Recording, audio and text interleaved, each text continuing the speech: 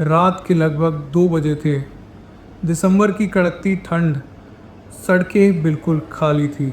एक लड़का जिसका नाम रोहित था, अपनी कार से घर लौट रहा था। उसने अपना रेडियो ऑन कर रखा था, लेकिन अचानक रेडियो अपने लाइन से, अपनी सिग्नल से हटने लगा। ऐसा लग रहा था जैसे सिर्फ रेडियो के थ्रू उसे कोई मैसेज देना चाह रहा हो, कोई बोलना चाह रहा हो। रोहित ने सोचा कि शायद सिग्नल की समस्या होगी और रोहित ने रेडियो बंद कर दिया। इन अगले ही पल इस सड़क के किनारे एक औरत दिखाई दी, जो कि बिल्कुल अजीब हालत में थी। सिर उसका नीचे, बाकी कुछ भी नहीं दिख रहा था। सफेद और लाल कलर की साड़ी थी। औरत ने सड़क पे धीरे से हाथ दिखाया। रोहित को लगा कि किसी को मदद चाहिए होगी। उसने अपनी गाड़ी की स्पीड कम कर दी, लेकिन जैसे ही वो औरत के करीब पहुंचा, उसे कुछ बहुत ज्यादा अजीब दिखाई दिया। उस औरत के पैर उल्टे थे, पूरी तरह उल्टे। रोहित देखते ही कांप उठा, उसका गला सूख गया। रोहित ने हड़बड़ाते हुए गाड़ी की स्पीड ऊंची की। 80, 100, 120 गाड़ी तेज स्पीड में चलने लगी। लेकिन रियर व्यू मिरर में जब उसने देखा, उसके शरीर का खून जम गया। वो औरत उसी स्पीड से उस गाड़ी के पीछे भाग रही थी। जस्ट इमेजिन गाइस, आप किसी गाड़ी को ड्राइव कर रहे हो और कोई इंसान उस गाड़ी के पीछे उसी स्पीड में भाग रहा हो, जो कि नॉर्मल ना हो।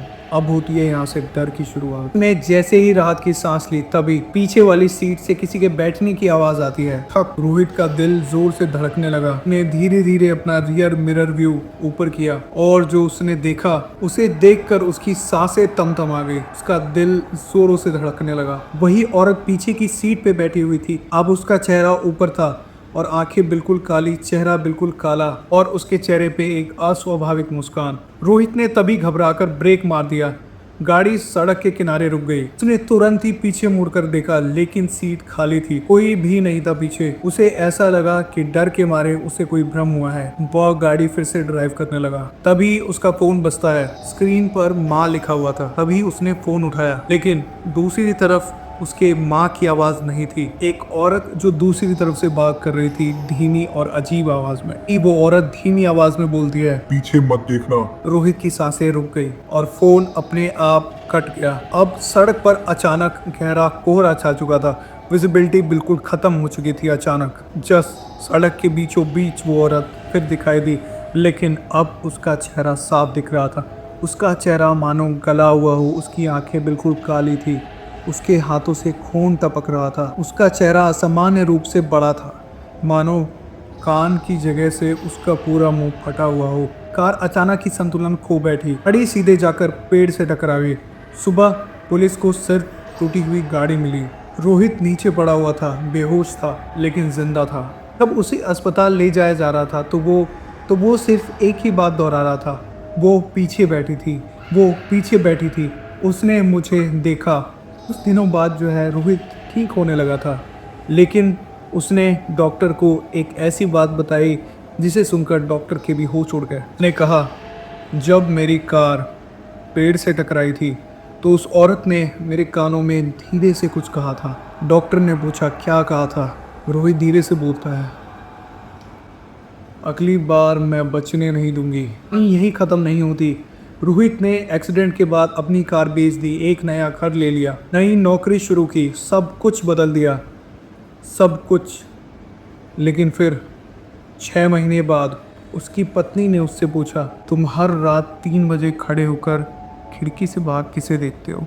रोहित हैरान रह गया, क्योंकि वो कभी भी रात में नहीं उठता था। पत्नी ने कहा, मैंने कई बार देखा है, तुम खिड़की के सामने खड़े रहते हो और नीचे सड़क पे खड़े किसी शख्स को देखते रहते हो। उसे ये नहीं पता कि वो वही औरत है जो कि उसे 6 महीने पहले मिली थी। घर के सीसीटीवी कैमरे चेक किए रोहित ने।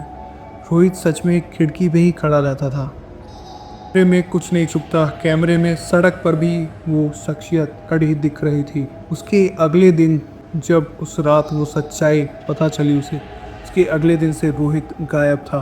आज तक उसका कोई पता नहीं चला। कहा जाता है कि दिल्ली कैंट के कुछ रोडों पर रात के 2 से 3 बजे एक सफ़ेद साड़ी में औरत आज भी लिफ्ट मांगती हुई दिखाई देती है। अगर दिल्ली कैंट जाओ, कभी रात देर रात हो जाए और सड़क पे कोई सफ़ेद साड़ी में कभी भी कोई औरत दिखे, तो गाड़ी मत रोकना, शायद उसका अगला शिकार तुम। तो गाइस, आप कभी उस दिल्ली कैंट वाली सड़क से कभी गुजरे हो तो कमेंट में ज़रूर बताइए एंड लाइक शेयर फॉलो करना मत भूलिएगा। ऐसी ही डरावनी कहानी मैं आपके लिए लाता रहता हूँ।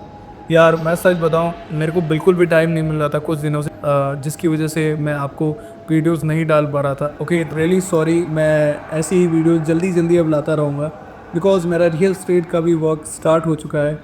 तो जल्दी मिलते हैं गाइस दूसरी वीडियो के साथ। तब तक के लिए bye. Thank you so much for watching this video. Take care.